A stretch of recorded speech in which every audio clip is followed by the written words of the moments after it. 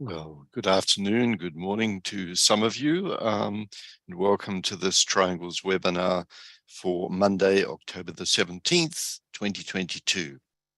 It's very good to see there are 118, now 119 of us in the group, and I'm sure that that will quietly creep up. So it's just a good sense of all of those of us from all around the world who are linking together in this work. Let's just pause for a moment of silence, and then we can work together with the noontime recollection.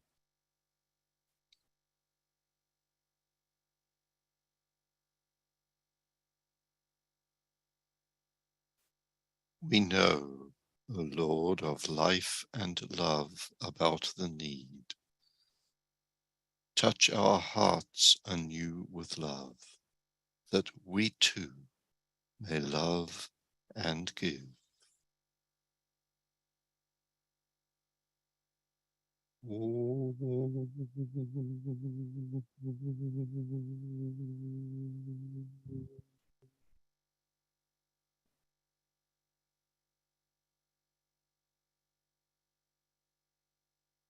So, my name is Steve Nation, and I'm very happy to be your host today. As most of you know, these regular weekly Triangles webinars have two major goals, both of which are aimed to strengthen the planetary network. First, it's an opportunity to introduce new people to triangles and hopefully stimulate the formation of new triangles. So I do hope that there's some new folks joining us today and listening in to see what this is all about. And second, the purpose of these webinars is to create a space where existing Triangle members can come together to share in a meditative visualization in support of the Triangle's work as a whole, and to hear reflections and share ideas about world service through the power of thought from all sorts of different Triangle's workers and different voices. Today's broadcast is going to be focused on the theme belonging, delving into the reflections on what it means in today's world to belong with others as part of a group that shares a common sense of meaning and purpose, and about the role that this sense of belonging plays in subjective service projects like Triangles. But as usual, we're going to begin with some introductory remarks about Triangles for newcomers, followed by some thoughts on group service through radiation. Then we'll work with a visualization, which regular participants in this webinar are already familiar with. And this will be followed by a talk by Jen Louie, who manages the Lucis Publishing Company in New York. So, if you're new to Triangles, welcome. This is the place for you. Triangles Network is made up of individuals from around the planet who come from different spiritual backgrounds and share a common belief that meditation, prayer, and invocation have a unique and potent role to play in creating a better world. Any three people who are willing to work together to invoke energies of light and goodwill as a service to humanity can form a triangle. To do this, the three need to agree to link in thought every day, visualizing themselves as a triangle of light, and to use the great invocation. Through time, through daily practice, each triangle becomes alive and a functioning unit in a global network of active living triangles. The lighted energies of divinity are invoked and visualized as flowing out from each triangle through the whole global network and into the world of human consciousness, strengthening all that is good and true and beautiful in the world, and nourishing the light and goodwill that already exists in human affairs. The network has been built over many decades, and it can be envisaged as a strong, well-established, potent structure in the etheric or energetic body of humanity.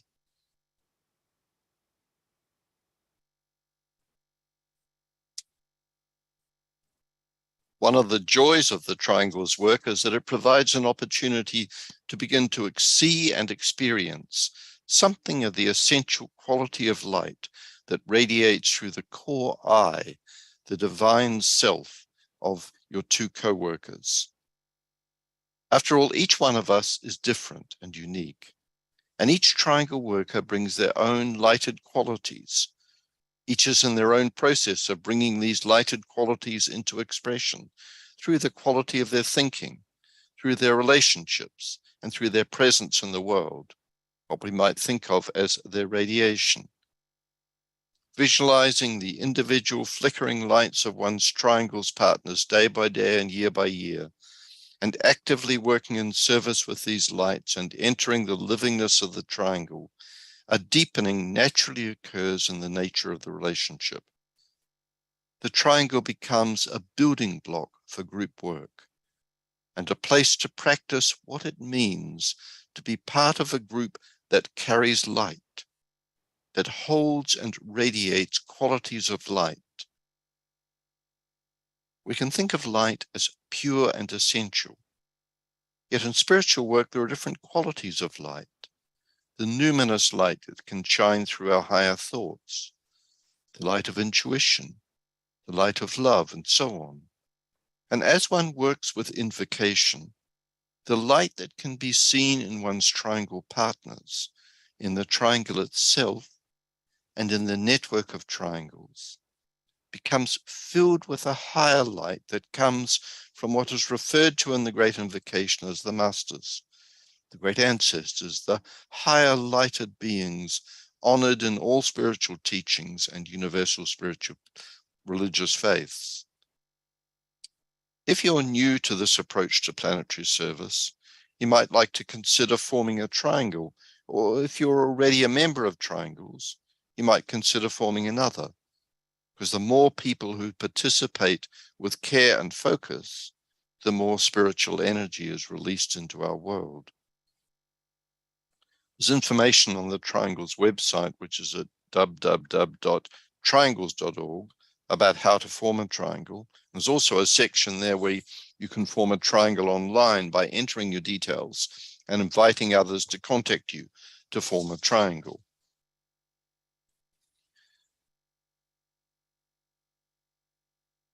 Or you can enter a request in the chat box during the webinar today, and others on the call might agree to form a triangle with you. If you have any questions about triangles, please don't hesitate to ask these in the chat box or to ask them in the discussion period towards the end of the call.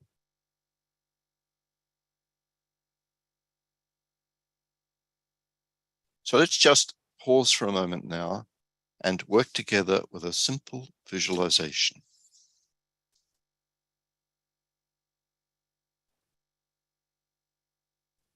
Imagine yourself to be the soul, the divine self, or your essential Buddha nature, a radiant center of light and love.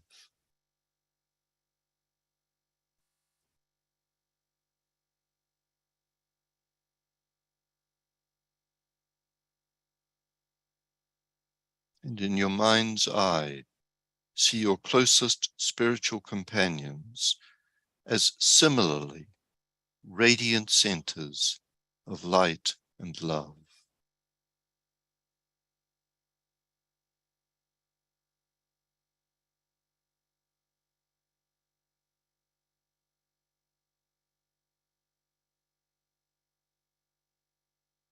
Imagine that you are linked together on subtle levels as triangles of light.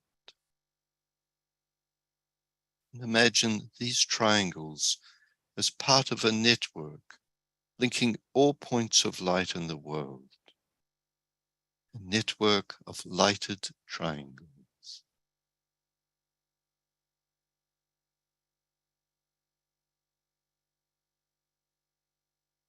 And now visualize lighted, loving energies flowing through the global network from the mind of God, the heart of God, and from that center where the will of God is known. Pouring through the network, these higher energies.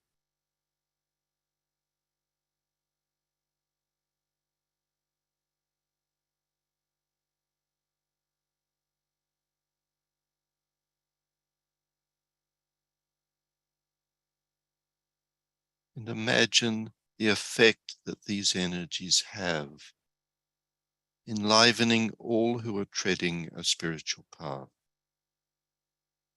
flowing through small groups of servers everywhere on the planet, out into the broad consciousness of humanity, carrying hope, vision, and inspiration, restoring the natural love of humanity with its accompanying spirit of companionship and will to serve, flowing through all cultures and peoples, all kingdoms of nature, and all elements of life.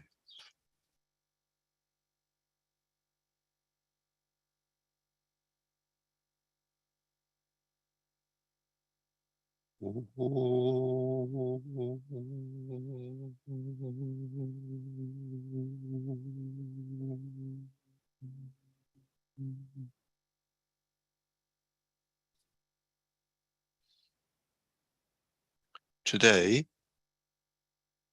Jen Louie, a Triangles worker who manages the Lucis Publishing Company in New York, is going to be speaking about what it means for the mind and brain of an individual seeker to have a sense of being part of a group mind, to truly belong to a group of souls with shared purpose. Those who participate in Triangles are part of such a group. We're also used to thinking from the perspective of our own lives, our own spiritual path, with all its challenges, opportunities, crises, and joys as we navigate the circumstances of life and become enmeshed in webs of relationship. So much of the path is about our learning to stand in the light of a higher self and to be able to reflect that light into and through our personal incarnated bodies, through our bodies of mind and heart, and radiating out from there through the emanations of our subtle physical bodies. This is the work that each one of us has to do with and for ourselves. Of course, no one else can do it for us, and it's work that will never end. Yet as we begin to call on the higher lights of our own souls, we will sooner or later find that our sense of treading our own private, intimate spiritual journey begins to incorporate something of a group identity that is so central to the life of the soul. And as the personal self reaches into this group identity, our thinking begins to shift, becoming increasingly concerned with wider issues larger than our own personal path. Issues where the soul group, our real, true, essential group, is engaged in its redemptive work. The self-forgetfulness that comes from this group work brings with it a liberation from absorption in the dramas of one's personal spiritual path. And yet the personal path never ends. It's the nature of the soul to be group-oriented, with a shared purpose and a shared role to play in the grand mythological drama of humanity and the earth, passing through an initiatory transition from the Piscean age to the Aquarian age. It's all very well, though, to have a clear map and a clear picture of this process. But what does it mean for us as human beings, embedded in time and space, each with our own narrative, with our own karmic processes working out, each immersed to some degree in veils of glamour and illusion? Triangles is such a wonderful opportunity for us to work together and experiment with thinking as if we are part of an invocative group mind, a mind so much larger than each one of us are involved with individually, invoking higher spiritual impressions and radiating the energies received by the grid of triangles, radiating them out as energies of light and goodwill, that freely flow into the atmosphere of human thinking and being and doing. So with those few thoughts, let's move now into our meditation work, and then we'll follow that with Jen's talk, and then there'll be time for discussion and reflection together.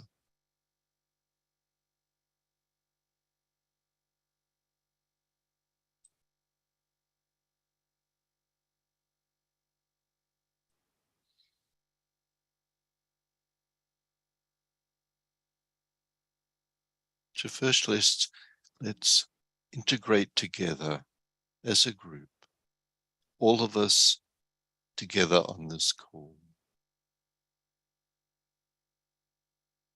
Focus ourselves as a group on the mental plane, at the center of the even-armed cross of discipleship,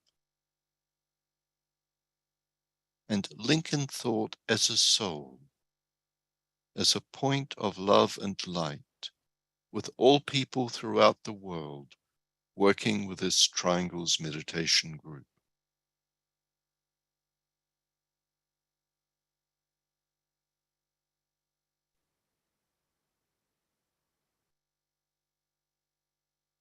In the center of the will of God I stand. Naught shall deflect my will from his. I implement that will by love. I turn towards the field of service. I, the triangle divine, work out that will within the square and serve my fellow men.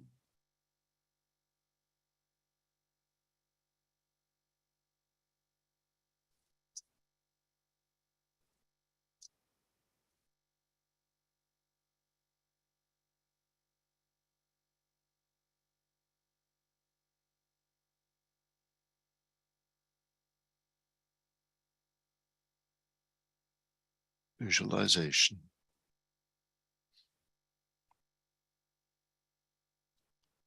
Using the creative imagination, link with two other points of light to create a triangle of light.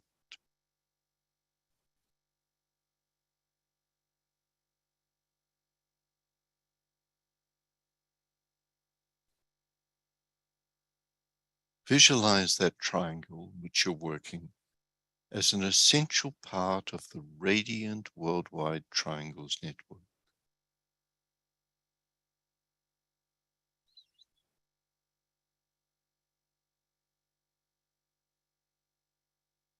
Hold the consciousness immersed within the light of the group's soul, the heart of love underlying and infusing the network.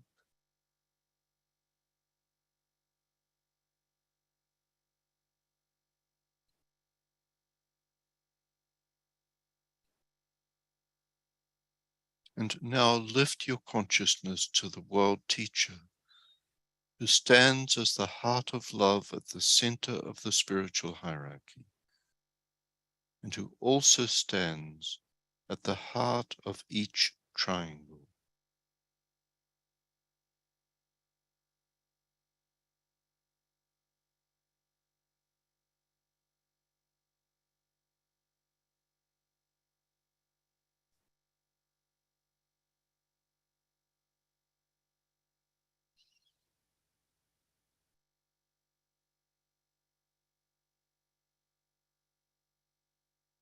Imagine the group mind being open and receptive to this inpouring energy of love.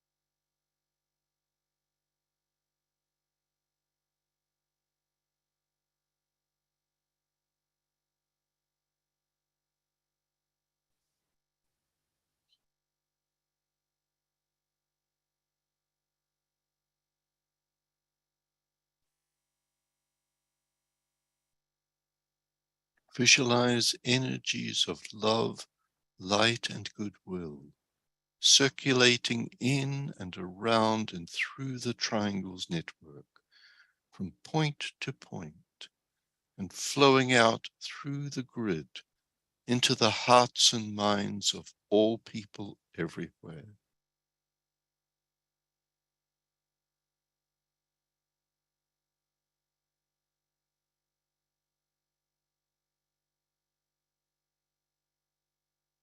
Imagine these energies unifying and eliminating all divisions within humanity, healing and transforming human consciousness, and establishing right human relationships.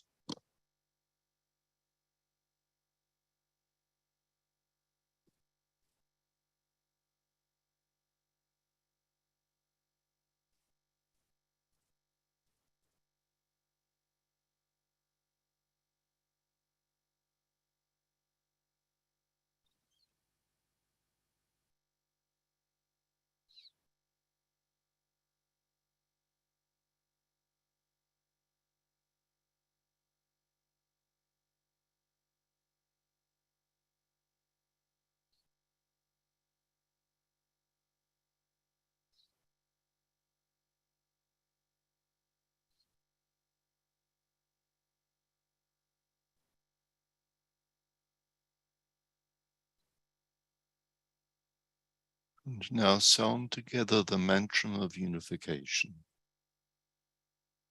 The souls of all are one, and I am one with them. I seek to love, not hate. I seek to serve and not exact due service. I seek to heal, not hurt. Let pain bring due reward of light and love. Let the soul control the outer form, and life and all events, and bring to light the love that underlies the happenings of the time. Let vision come and insight. Let the future stand revealed. Let inner union demonstrate and outer cleavages be gone. Let love prevail. Let all people love.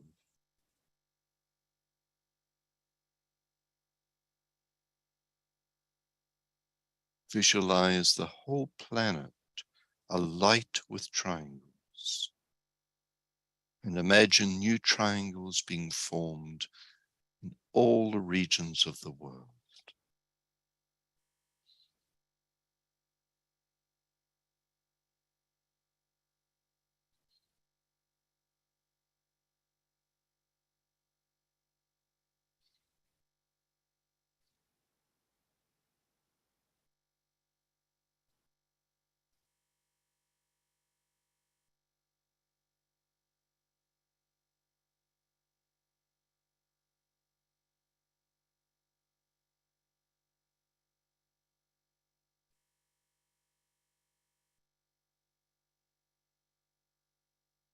And to distribute the energies, sound the great invocation.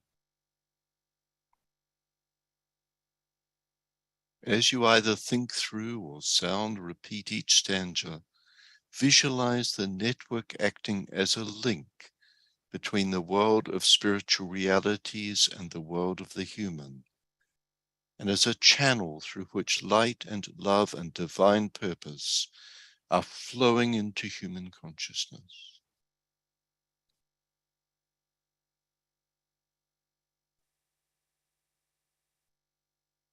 From the point of light within the mind of God, let light stream forth into human minds. Let light descend on earth. From the point of love within the heart of God, let love stream forth into human hearts. May the coming one return to earth.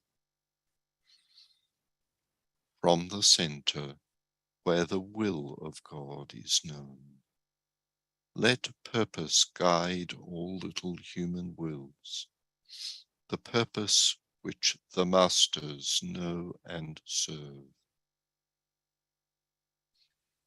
From the center which we call the human race, let the plan of love and light work out, and may it seal the door where evil dwells.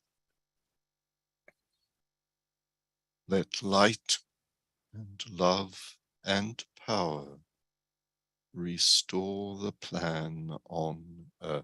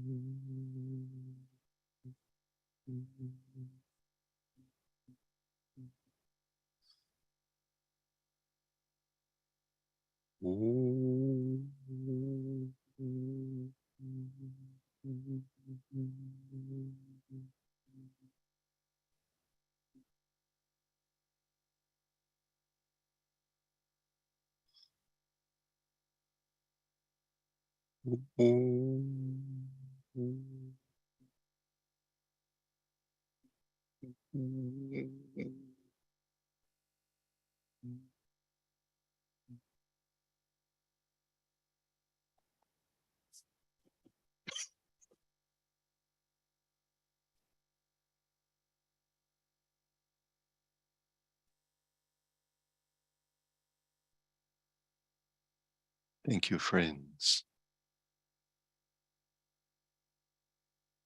And now we're going to hear from Jen. Jen, are you there?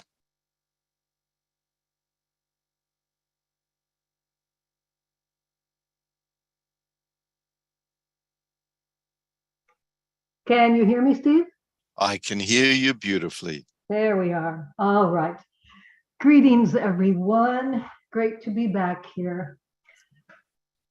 So, what does it mean to work within a group, to willingly lend our focused intent to a greater energy? We know that the power of a group is a factual thing. On its most basic level, the power of a group can be seen in group events like sports or concerts or religious gatherings. An energy is created made of the dominant intention present.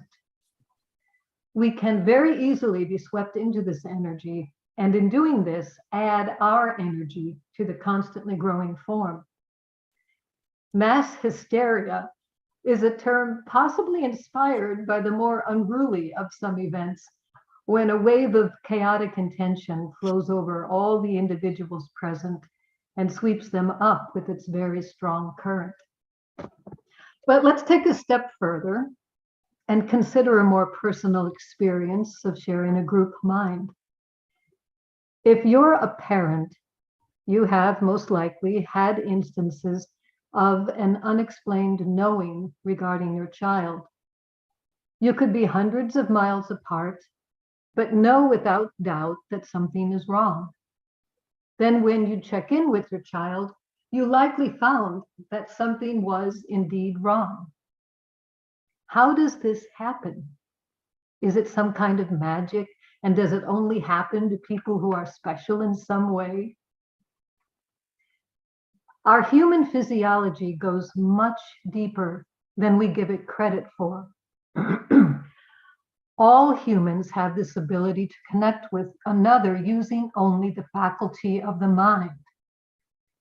Since we've likely all experienced this phenomenon, let's say that we accept the fact that this human ability exists. So then the question could be asked, to what end? This is the question which humanity is now in a place to consider. The world has grown, boundaries have been made, cultures have been created, and we are fast becoming isolated from each other. If it is a fact that two people can connect through the mind, it would be a fact that 1 million people using their minds to focus on a single thing could have a noticeable scale-tipping impact on the tangible world, no matter the culture, boundaries, or proximity to each other. If this is a true thing, what would we like to create? What are we in need of?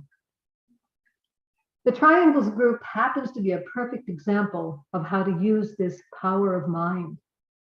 We know what we want to create. We are using our thoughts to create a new pattern of energy. We're also using specific words and invocation to give our thoughts more focus. As we create the energy of the triangle, we keep in mind that if we include the use of the great invocation to add that extra power to our amassed thoughts, our intent will be raised to align with the intent of the invocation. This is not limiting.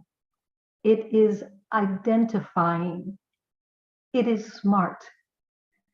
It is direct magnetic guidance, which could be expressed in any one of a million greater good phrases which mirror the intentions of the great invocation. Like attracts like. But let's look at all this from a human mechanics point of view for a minute. According to healthybrains.org, our brain is a 3-pound universe that processes 70,000 thoughts each day using 100 billion neurons that connect at more than 500 trillion points through synapses that travel 300 miles an hour.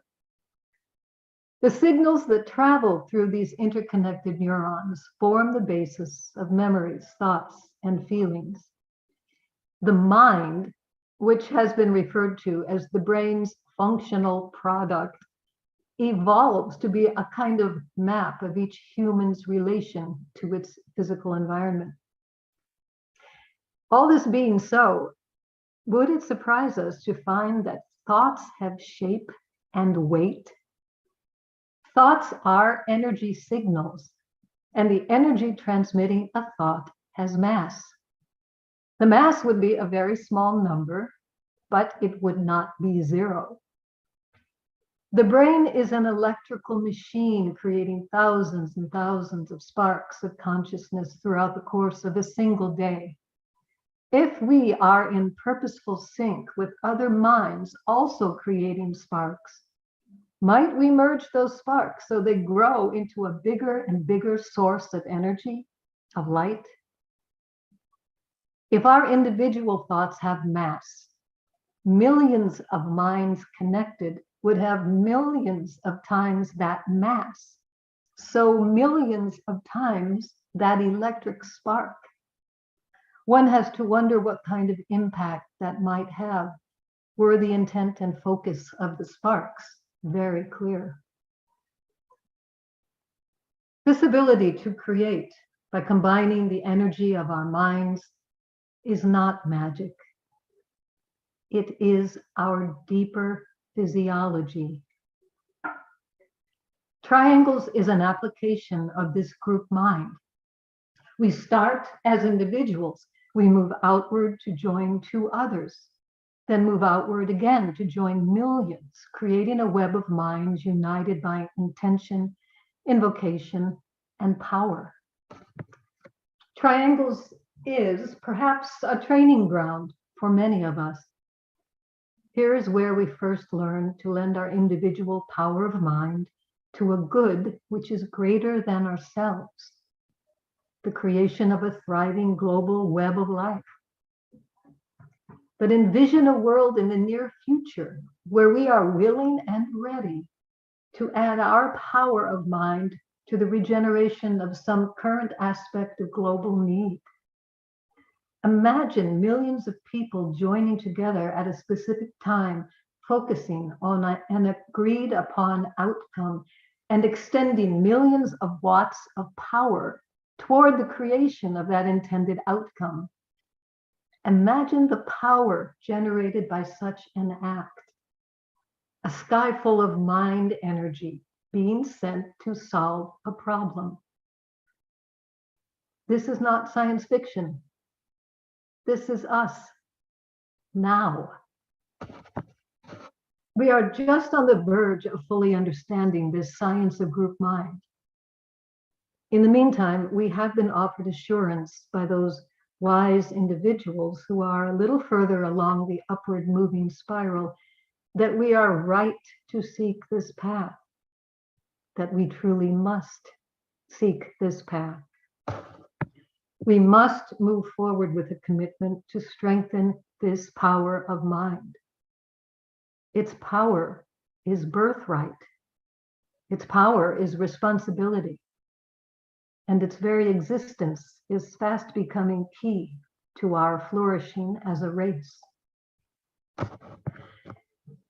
This is a poem by Ala Renee Bozard, and it's called Belonging. The small plot of ground on which you were born cannot be expected to stay forever the same. Earth changes, and home becomes different places. You took flesh from clay, but the clay did not come from just one place. To feel alive, important, and safe, know your own waters and hills, but no more. You have stars in your bones and oceans in your blood. You have opposing terrain in each eye. You belong to the land and sky of your first cry. You belong to infinity.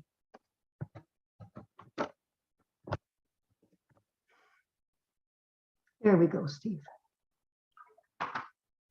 Wow, Jen, thank you for that. That was just beautiful. There's so much in that and what you've said. That's a wonderful poem. So what's the name of Ala Renee Bozard? Ala Renee Bozard, yeah. I'll just put her name into the chat box so that people can see that. That's great. That's a beautiful, that's really lovely. I was thinking about it. It's really, do we really realize the power of a group mind? Yeah, Steve, no, I'm convinced that we don't. And that's why it's so important to talk about this. Exactly. It is a birthright. It's in us, every single one of us. It's just a matter of finding it and focusing it. Exactly. And one of the things, listening to you, the thought that occurred to me was how important like the value of esoteric work, like triangles, is that it uses this power of thought mind instead of with concrete plans or concrete thoughts, just with principles and laws. And so even with the thought, let love take a step forward in the world of the human. Let us become more loving, and just that intent to strengthen principles of love in the world. To me, that's such a powerful thing as we learn to develop that. And as you say, I love this idea that triangles is such a wonderful way to start learning about that, because you only learn it through practice. Yeah. When I first started with triangles, it took me a while, as I'm sure it does everybody, to kind of center in myself and then find that direction to extend out, and what that felt like and what that looked like. But over time, it becomes so second nature. And I think as triangles become second nature, that opens the doors to so many other projects using the power of mind for all of us. Exactly. Yeah. Exactly. So and if we link that to, and then we'll open this up. So please, if you want to raise your hand, I know there's a lot of chats and we'll get onto that in a minute. And if anyone joined this conversation, you can just raise your hand and then we will open your microphone.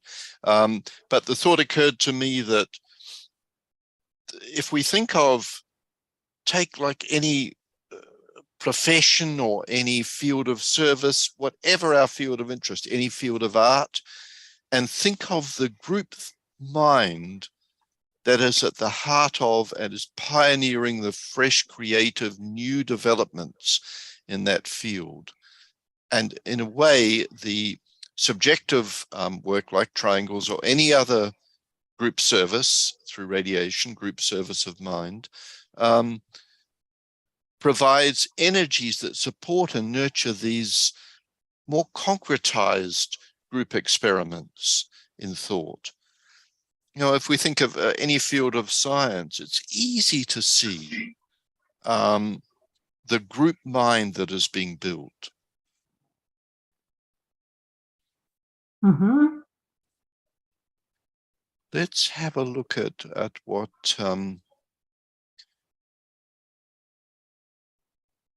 so Simon Kender is looking for another member of a triangle. That's nice. So if anyone would like to form a triangle with Simon, he's given you his email there. You can write and link up.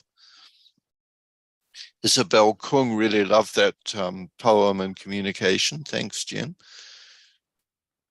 And Sarah Murphy suggested that for folks to look at the research about the possibilities of united thoughts through the Global Consciousness Project. Neosphere.princeton.org.edu. That's where the what do you call them? There are little digital eggs all around the world that measure energetic flows when, particularly in relation to events, when sudden events happen, and noticing human consciousness's response to those events. But there's a lot of work being done on that. That's thanks for pointing that out, Sarah. And you may want to tell us a little bit more about it. Be good to hear from you.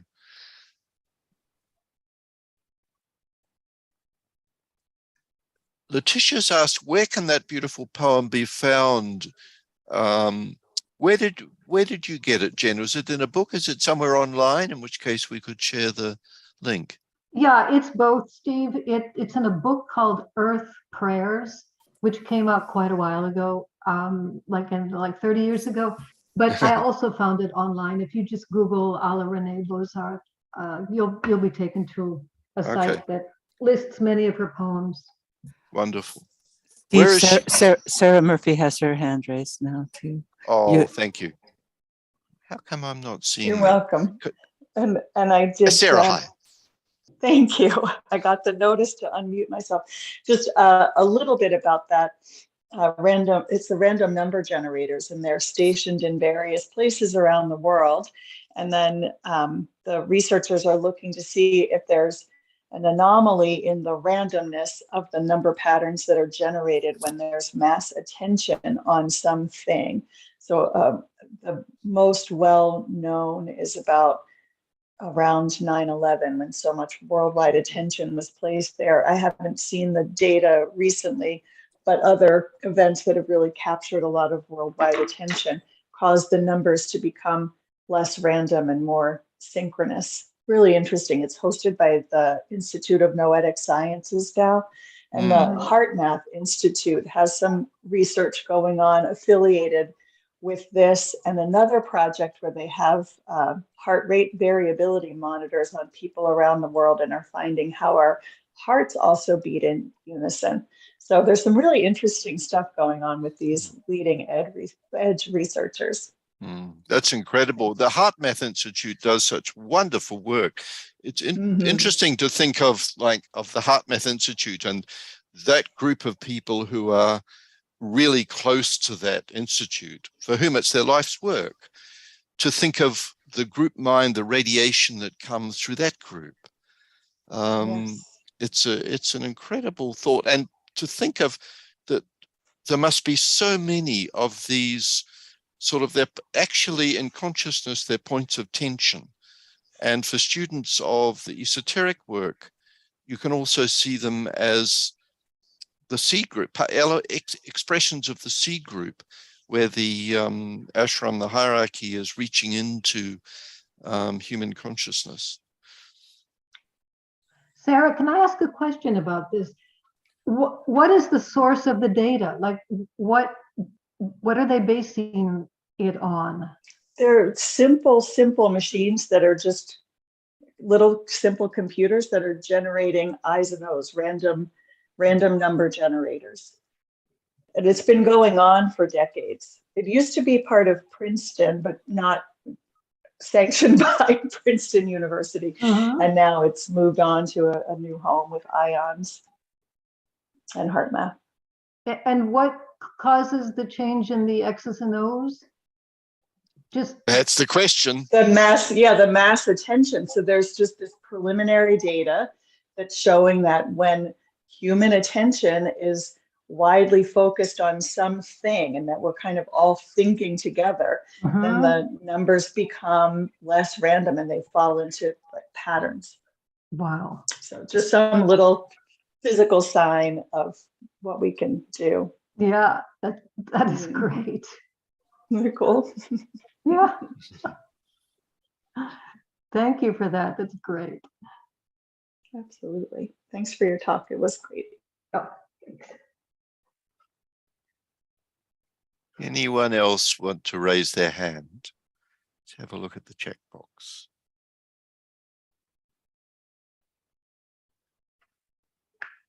Clint writes, is this thought substance electrical in nature, traveling through the ethers? Is it active intelligent substance, impulsed by the will of each individual?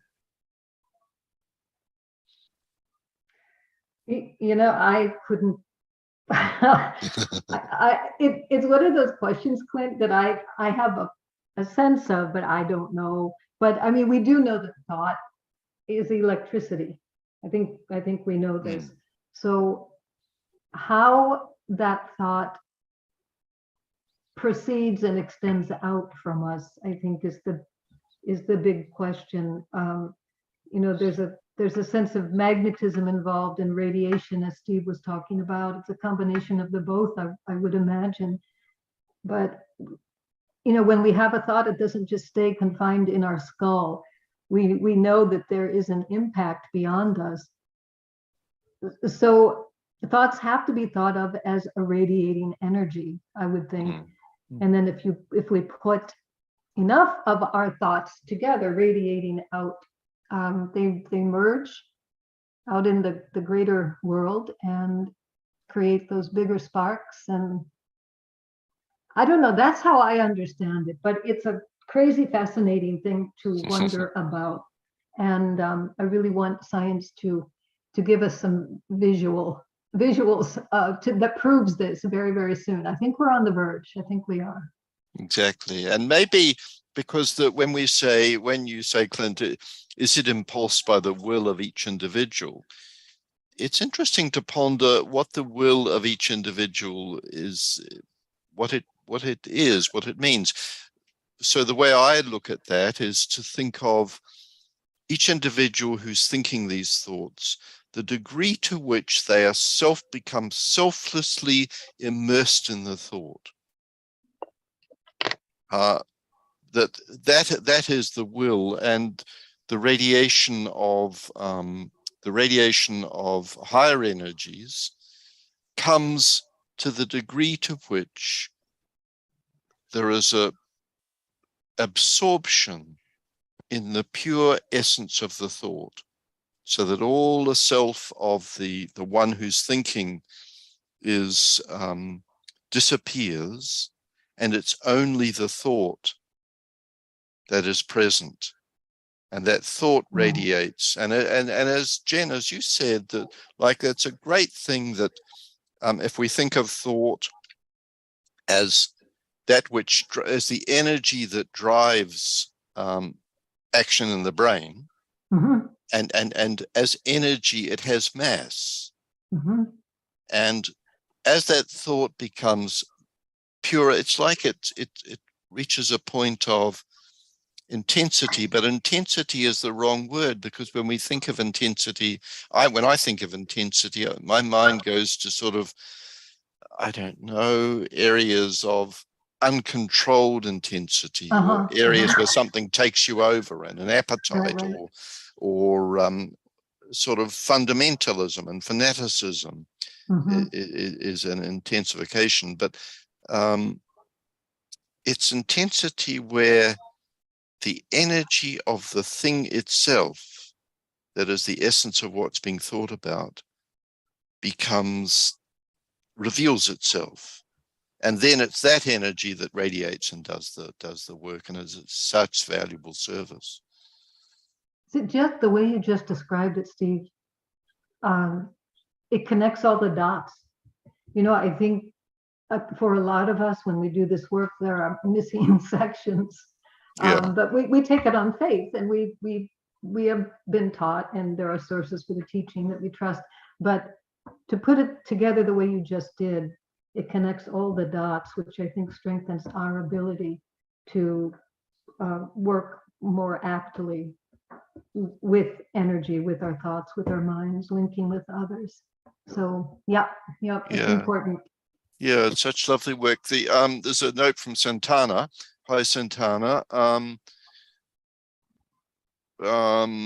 I think it's also important to work from soul, and to think of the group soul as part of the new group of world servers doing this loving service work that's full of light and goodwill. I love that thought, Santana. That's how I see it too, that really, because there's a beautiful idea that only certain numbers of people do triangles, but the network itself is a part of the deeper workers in the new group of world servers. So the light that radiates from all truly selfless thinkers, you know, in any field, whether we call them spiritual or not, but if the truly selfless thinkers who are working with principles, with laws, with penetrating understanding, then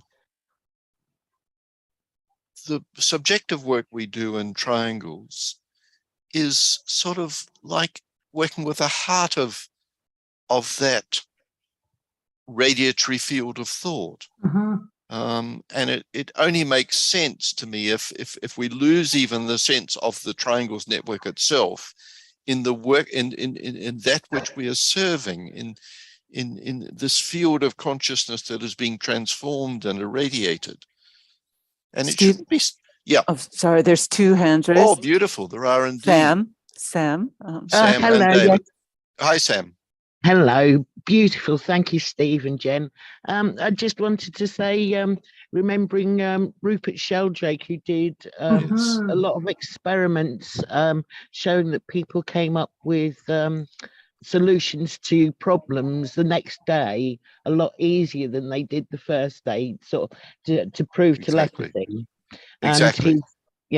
And his son Merlin has gone on to do Entanglement Life, showing how all of nature is connected, mainly through fungus, actually, of all things. But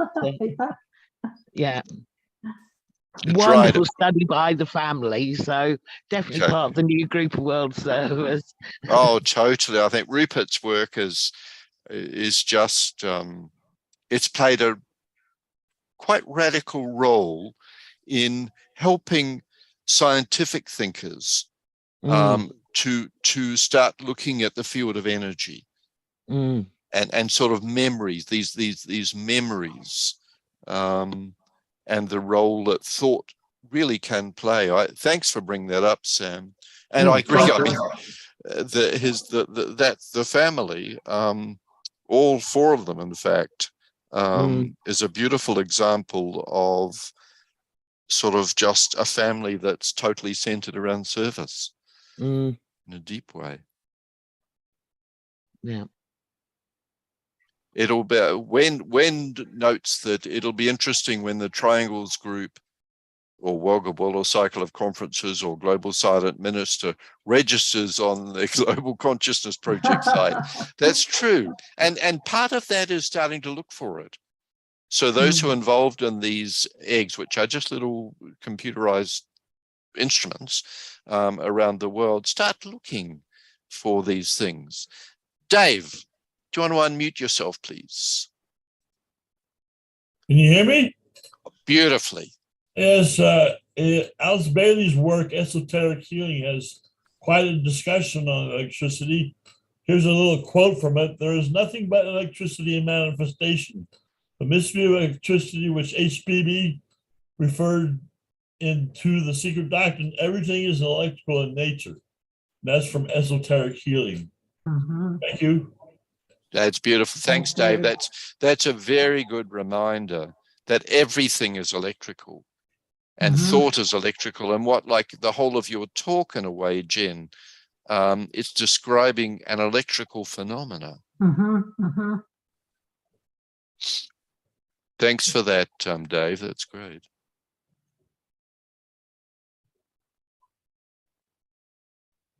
Oh, and you've added it in as a chat. That's very good.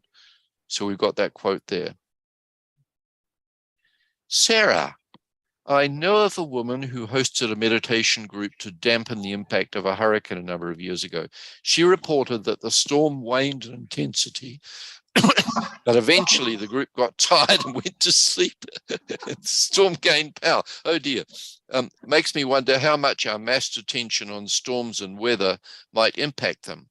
There's interesting for those who receive the Walkable newsletter, in the last newsletter on climate balance, there's a report that, and if you look at some of the references there, about work being done by traditional, I'm just trying to think of whereabouts.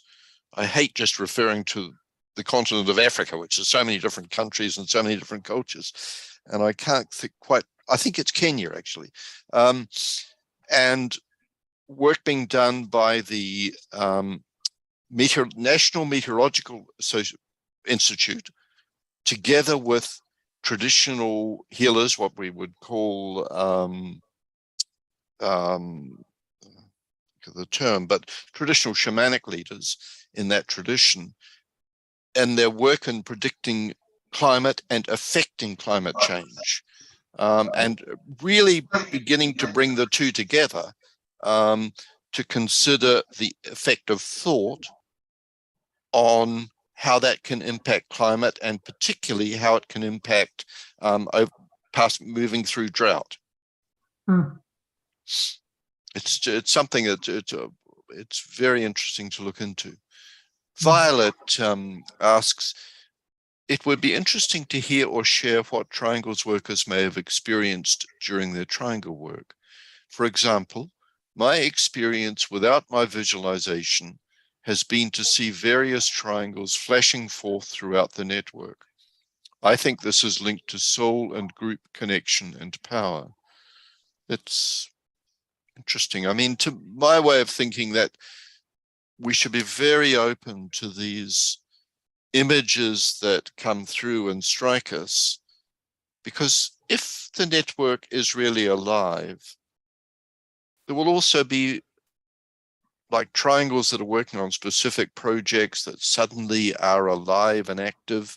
It comes back to Sarah's point about the measuring electrical changes in thought and where human consciousness is focused, and also changes in concern and depth of concern.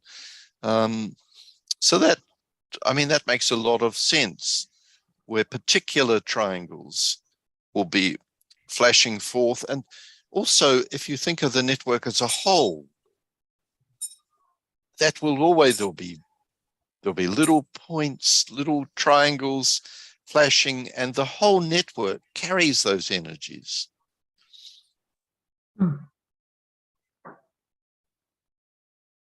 You know, this is making me think of a kind of a long time question I have had about the presence of soul and how it manifests in our ability to be focused, to be 100% present and focused, I think, is to be standing in soul energy. And I think I'm sure we've all had this experience where we've been 100% engaged in an event that's using our mind's power, and how, I don't know what the right words are, but how plugged in and complete we feel in those moments.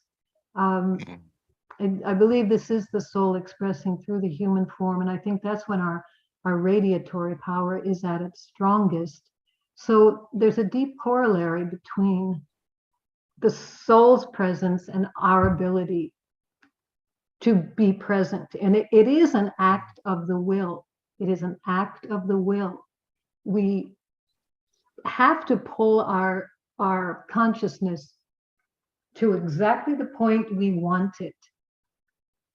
So it is a merging of our individual will and the greater whole or the greater soul.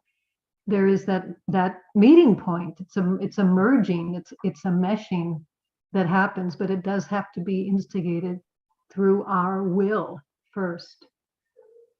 I find the whole topic is really empowering, just our ability to be present, the power that our presence holds.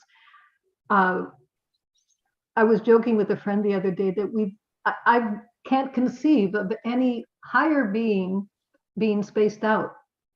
I just don't think it's part of, it's not part of the makeup of someone who is standing in their soul. So being fully present is, it's part of the soul journey in the human form. Yeah. Yeah, and it's an ongoing process and it is in fact consciousness learning through us how to be present, because in the way in which you're talking about it, being present in that way means that is self-forgetfulness, because that's when the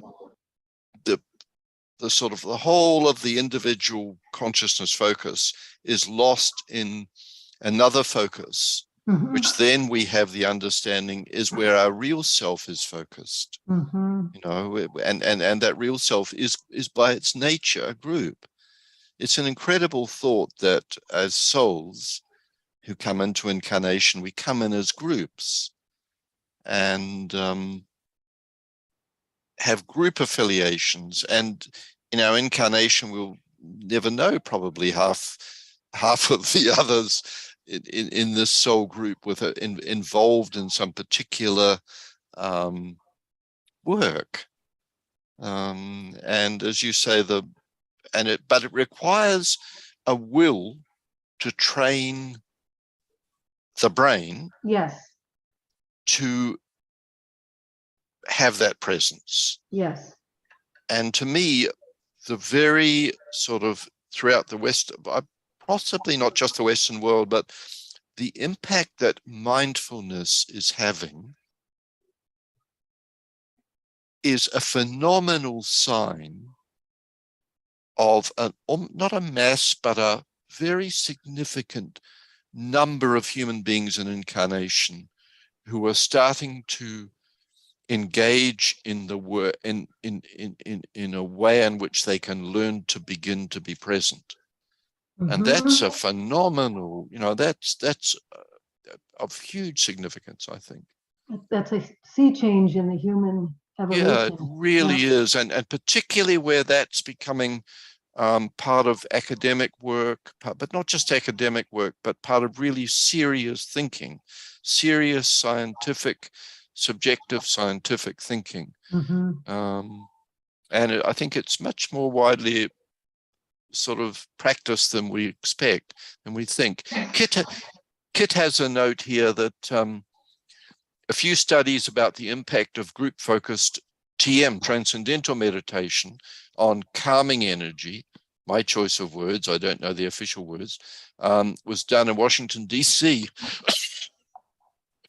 Excuse me, and the crime rate went down during the time a large number of people doing TM meditation together with peaceful calm. That exactly. Suzanne, the 100th monkey concept, where monkeys peeled their bananas far away, who learned it by telepathy, and perhaps we could say by instinctual telepathy. And as human beings, we're learning to become telepathic to the higher energies, telepathic to the plan, telepathic to this huge drama of the human kingdom moving into an Aquarian age and Aquarian culture. What a unbelievable drama of the significance of the sort of Bhagavad Gita that each one of us is a part of. That's the thing.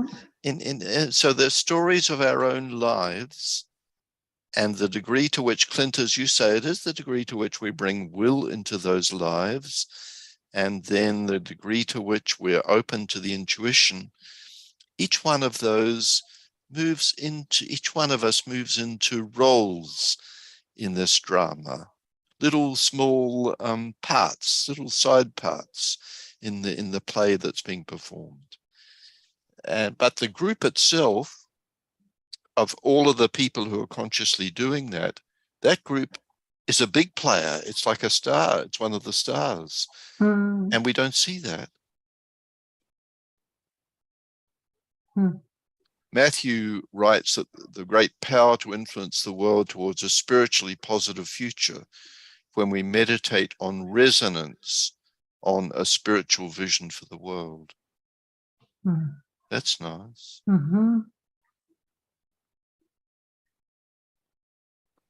Sam asks about the Cycle of Conference. For those who are interested, who are not involved, the Cycle of Conference is it's an initiative of World Goodwills, again using the power of thought with a very simple visualization that focuses on specific international global conferences. The next conference is going to be, I think, the Climate Change Conference in Egypt. I think it's in, or maybe it's in Montreal. Either that or the Biodiversity Conference. I don't have it, but we will shortly be sending a notice out about that. Sam, thanks for that reminder. Can Jen repost the name of the poet whose name you read? Jen, could you post that in the chat box? Yeah, sure. Thanks. And Kathy, thanks. Catherine Davison reminds us, thank you, which I had a note to mention about the coming World Goodwills seminar, which is very, very soon. It's on the weekend of, it's on Saturday, the 29th of October. It's a terrific event because it's a global event. So it starts all on the 29th of October. It starts in Geneva, then follows through to London, and then finishes in New York. Catherine has placed a link for the seminar details for London on that same page. You can also see the details for the program in New York and in Geneva. There are a really interesting group of speakers coming from all three centers.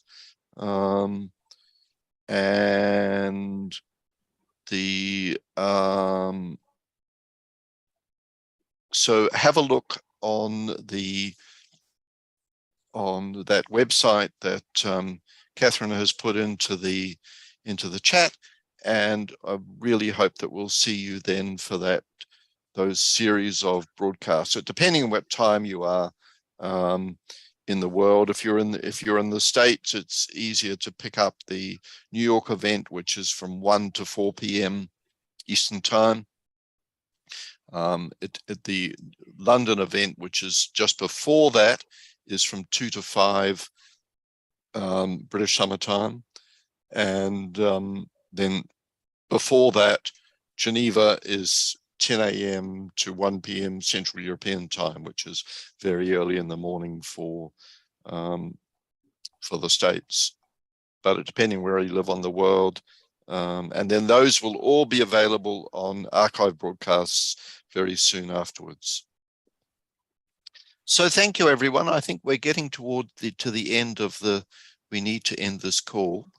Many thanks to you, Jen. That was a really lovely, a really interesting, wonderful talk. I see Catherine's mentioned David Nichols' book. That's very appropriate on subtle activism, which is really what Triangles is. But David's done a quite scientific review of all the literature on subtle activism. So it's worth having a look at that note from Catherine.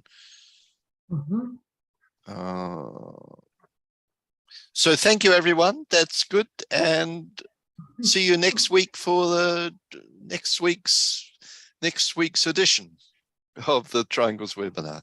Thank you, everybody. Let's just have a minute together where we are consciously present to this group life.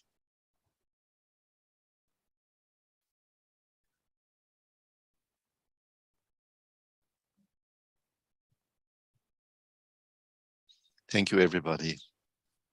Look forward to seeing you next week, and then I hope we'll see many, many, many of you at the Goodwill seminar. Bye.